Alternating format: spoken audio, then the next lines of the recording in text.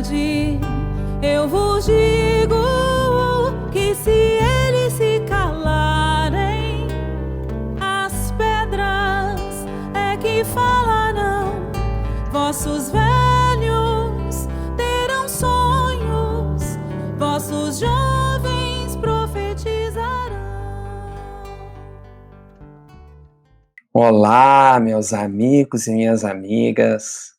Aqui quem fala é Felipe Mascarenhas e eu quero inicialmente agradecer o convite da Associação Espírita Cristo e Caridade e a todos os amigos e amigas da União Municipal Espírita e de Canoas pelo convite para participar dessa do 15º mês espírita de Canoas. É uma grande alegria poder estar aqui participando pela primeira vez com vocês, ainda que nessa modalidade virtual, mas com certeza numa próxima edição estaremos juntos presencialmente, poderemos nos ver e nos abraçar. E nesse nosso encontro de hoje, nós aqui temos uma reflexão em torno da relação do Livro dos Médiuns, da mediunidade em si, com a lição do Cristo e com a sua proposta indagadora, com a sua proposta de viagem interior, a fim de que possamos descobrir no mundo de nós mesmos as transformações necessárias, os pontos que nós, perguntando a nós mesmos, ou melhor, ouvindo as perguntas que o próprio Cristo nos faz, possamos empreender uma jornada de autotransformação e renovação moral, espiritual.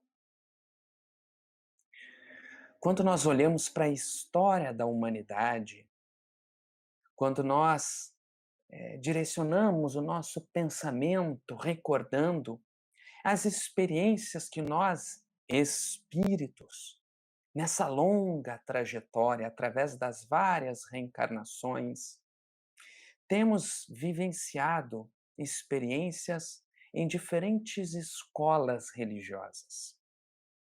Quando o nosso olhar se volta para a história da humanidade e nós vamos observando a nossa experiência, seja no campo religioso ou mesmo na experiência cotidiana, nessa experiência que por vezes nós entendemos que não seja uma experiência de religiosidade, como se cada experiência em si, de vivência, de entrelaçamento e de sintonia com os objetivos divinos da vida. Quando nós olhamos, lançamos o nosso olhar para a história das religiões, nós vemos a presença da mediunidade manifestando-se em todas as experiências. É claro que ela não se dá de forma ostensiva, como nós vemos e vamos entender na atualidade, mas nós, quando lançamos esse olhar, conseguimos perceber a presença da influência dos espíritos uns sobre os outros, dessa interferência que os espíritos exercem sobre nós e também dessa conexão que nos reúne, que nos entrelaça na vida e na experiência. Acontece que muitas vezes nós fizemos do intercâmbio mediúnico, nas suas diferentes expressões, degraus para alcançar finalidades um tanto distorcidas, um tanto equivocadas do que realmente seja a sua real finalidade. Quando nós chegamos no século XIX e encontramos Allan Kardec pesquisando e desenvolvendo a sua concepção, o seu entendimento, estudando e aprofundando o conhecimento acerca dos processos mediúnicos, aí nós vamos encontrar um pensador, um cientista, que, para muito além de compreender os mecanismos da mediunidade, as formas pelas quais ela se manifesta e pelas quais é possível nós exercermos a mediunidade, para muito além dessa compreensão, Allan Kardec vai nos falar da necessária transformação moral das criaturas e do quanto o exercício da mediunidade deve ser para nós chave de transformação moral.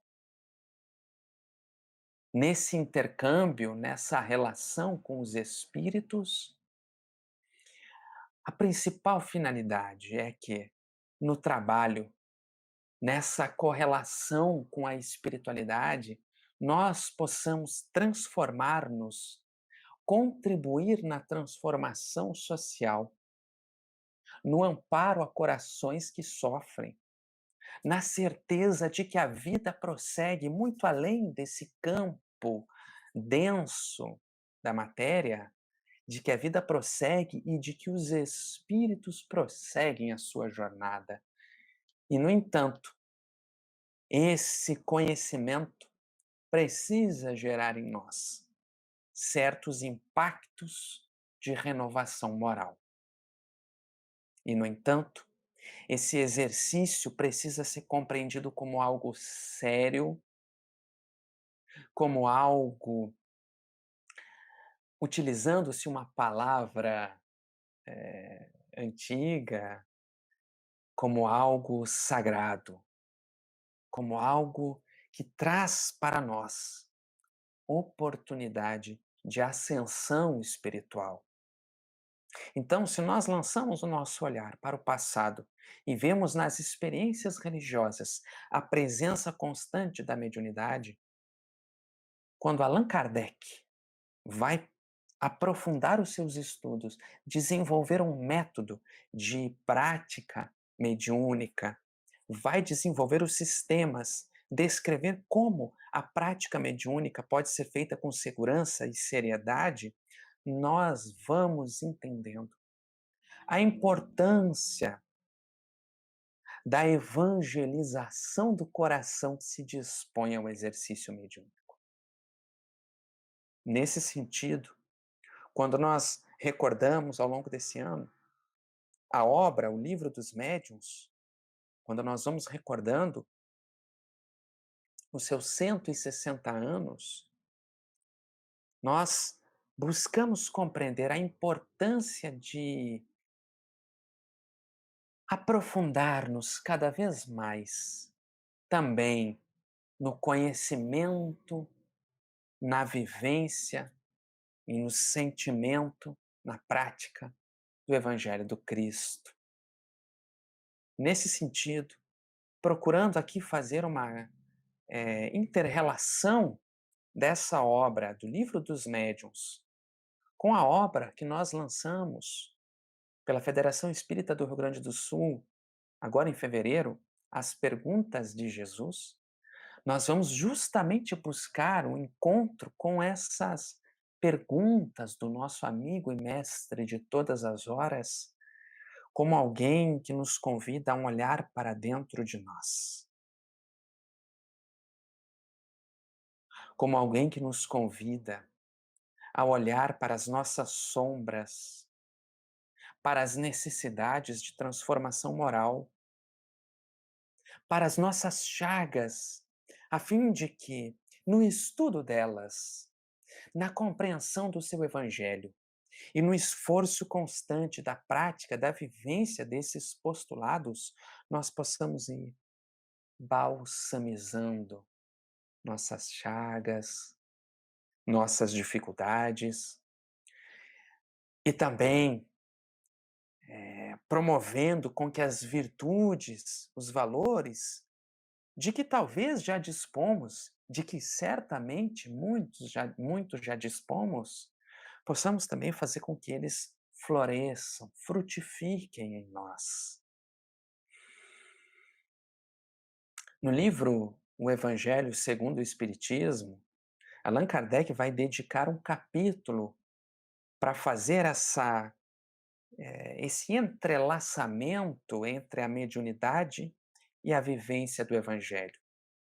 O capítulo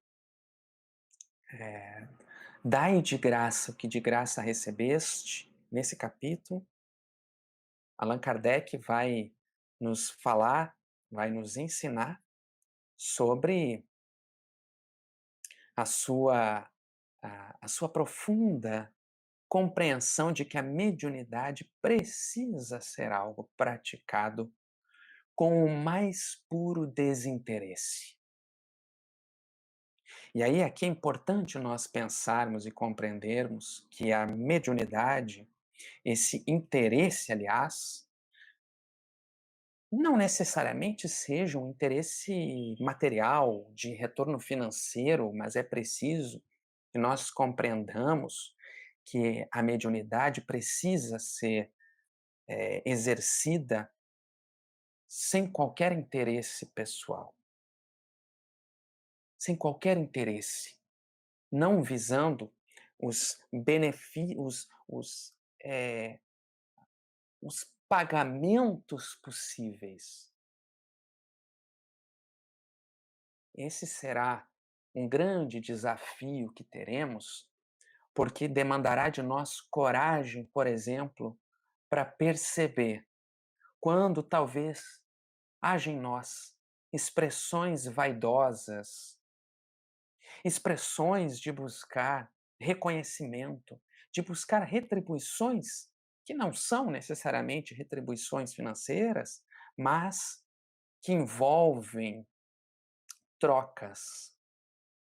Ora, quando nós encontramos as lições de Allan Kardec, buscando trazer para a nossa vivência os ensinos morais do Cristo, aí a mediunidade toma em nós um padrão diferenciado. Já não é mais aquelas práticas em que nós buscávamos pelos motivos mais fúteis e corriqueiros o intercâmbio com os espíritos. Agora sabemos que a mediunidade é algo que nos conecta às potências celestes, como também às mentalidades enfermas, aos espíritos enfermos, mas que também nós nos influenciamos, os encarnados uns aos outros. Nosso pensamento é um dínamo gerador de forças. Nós assimilamos, sintonizamos e transferimos e somos canais, instrumentos de forças, de vibrações que se expressam dos mais diferentes planos. E a nossa renovação moral será o grande desafio da nossa vida. Então, ao longo de toda a história, temos buscado na religião um degrau para as coisas da terra, um degrau para conseguir status, posição social, muitas vezes, condição financeira. Mas, quando nós vemos, por exemplo, na obra Os Mensageiros, em que o espírito André Luiz, através da mediunidade de Francisco Cândido Xavier, vai nos relatar os espíritos que antes da reencarnação se preparam, estudam e se compenetram da missão que lhes aguarda no exercício mediúnico, nós vamos compreender a importância da nossa transformação moral, do exercício desinteressado e da perseverança quando os desafios se apresentam aqui na reencarnação. Então, André Luiz vai descrever-nos diversos casos de companheiros que, na experiência reencarnatória, tendo reencarnado com abençoadas missões no campo da mediunidade, alguns faliram, alguns desviaram-se da rota, mergulhando no lodaçal dos enganos, das ilusões criminosas.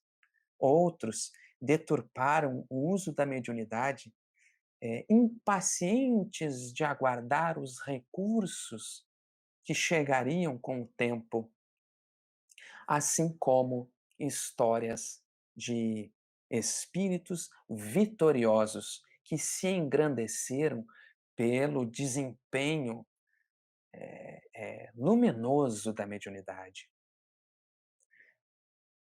Ah, meus amigos e minhas amigas, quantos, quantos servem para nós de abençoado exemplo de desempenho mediúnico, sejam eles muitos conhecidos, como Francisco Cândido Xavier, como outros tantos que passam desconhecidos entre nós, que não têm as suas histórias narradas ou que não se tornaram famosos, mas que passaram reencarnações inteiras desenvolvendo-se no silêncio do trabalho no bem, nas reuniões mediúnicas de acolhimento e de amparo aos sofredores, aos revoltosos, aos que se encarceravam na experiência da vingança, no ódio, na rigidez do pensamento, nas lágrimas de corações que ficaram entrelaçados em teias de vivências. Quantos corações acalentaram outros, dedicando-se com paciência ante os choques das vibrações antagônicas. Recordemo-nos, por exemplo, e se nós puxarmos pela nossa memória, cada um de nós, nas suas casas espíritas, aí de Canoas ou de outros tantos lugares, nós vamos ouvir histórias ou mesmo conhecer pessoas que nós sabemos que durante muito tempo dedicaram-se a esse trabalho no exercício mediúnico. Mas recordemos-nos de, por exemplo, Ivone do Amaral Pereira, que nos seus relatos, além das suas obras psicografadas e que nos deixam vasto material de estudo e de iluminação, Ivone também sempre relata as situações embaraçosas em que por vezes ela se via envolvida, como por exemplo em lares que ela visitava e percebia as vibrações antagônicas e percebia o ambiente espiritual, os espíritos ali presentes e que por vezes eram revoltosos ou muitas vezes, como ela relata, um caso impressionante. Há duas obras de Ivone Pereira, Recordações da Mediunidade e Devassando o Invisível, em que ela traz as suas lembranças da sua experiência mediúnica, e uma delas, ela relata a experiência quando ela vai a uma casa na cidade de Petrópolis, na serra do estado do Rio de Janeiro, e ela percebe ao entrar na casa a presença de um espírito, ela percebe inicialmente as vibrações e depois passa a perceber visualmente, na sua mediunidade, que se expressava por diferentes faculdades, né, as diferentes faculdades mediúnicas que ela tinha nessa reencarnação, ela passa a perceber a presença de um espírito que havia dolorosamente se suicidado na casa, no sótão da casa, e era a pessoa que havia construído aquela casa. Ivone Pereira relata que por vários e vários dias ela se dedicava a abrir o Evangelho segundo o Espiritismo, fazer as leituras e as preces por aquele companheiro até o dia em que, afastando-se da casa de volta ao seu lar, ela pôde ver os benfeitores espirituais auxiliando aquele espírito. Mas, sobretudo, um fator que foi importante para Ivone Pereira nessa experiência foi a sua perseverança, o seu esforço de paciência, de transformação moral. A leitura do Evangelho, a prece, o pedido aos benfeitores que intercedessem, que auxiliassem aquele coração amigo. Ora, nesses tempos desafiadores que nós vivemos, nesses tempos há um ano já de pandemias, em que muitos e muitos corações, dentro dos nossos lares, ou corações à nossa volta, retornam ao mundo espiritual, em que tantas desencarnações acontecem e que impactam, além daqueles que partem, que voltam ao mundo espiritual, mas aqueles que ficam por aqui pela experiência transitória da matéria, quanto nós poderemos fazer colocando estas faculdades mediúnicas a serviço do bem, no trabalho da prece, na construção de um ambiente salutar em nossas casas, por onde andemos, no pedido, nas orações, na nossa prática do Evangelho no lar, de dedicação a esses corações. Quanto poderemos fazer e auxiliar? Quanto poderemos dedicar aos corações? Meus amigos e minhas amigas, dediquemo-nos à transformação de nós mesmos. No livro As Perguntas de Jesus, nós vamos encontrando 15 situações diferentes em que Jesus se dirige a cada um de nós. E a experiência que nós convidamos a fazer é exatamente de fechar os olhos, depois da leitura do capítulo, procurar voltar ao nosso mundo interior e desenhar em nossa tela mental como se nós estivéssemos frente a frente com Jesus. E como se a pergunta que é feita nessas diferentes situações aos discípulos, aos possessos, à mulher hemorroíça, ao cego de Jericó, aos próprios apóstolos, em diferentes situações, como se nós mesmos ouvíssemos. Qual é o teu nome? Que buscais? A que vieste? Quantos pães tendes? Que palavras são essas que trocais entre vós enquanto caminhais? Como lês? Tu me amas. Que queres que eu te faça?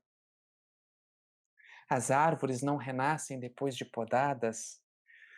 Nunca viste a primavera dar flores sobre uma casa em ruínas? Simão, conheces a alegria de servir a um amigo?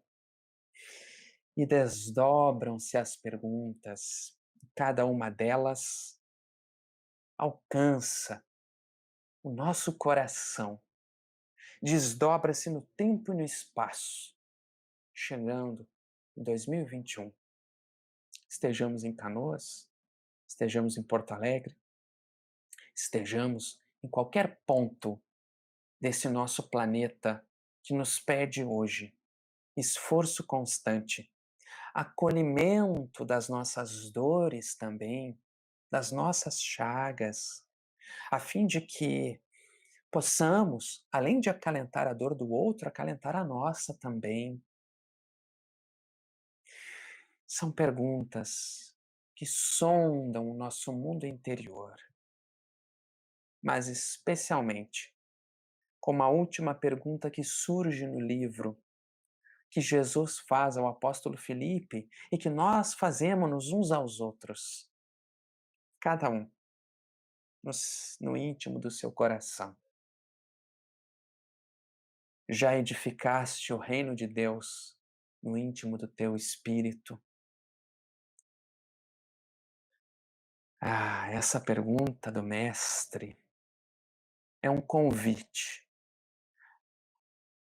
Nesses tempos em que tanta dor se desdobra à nossa volta,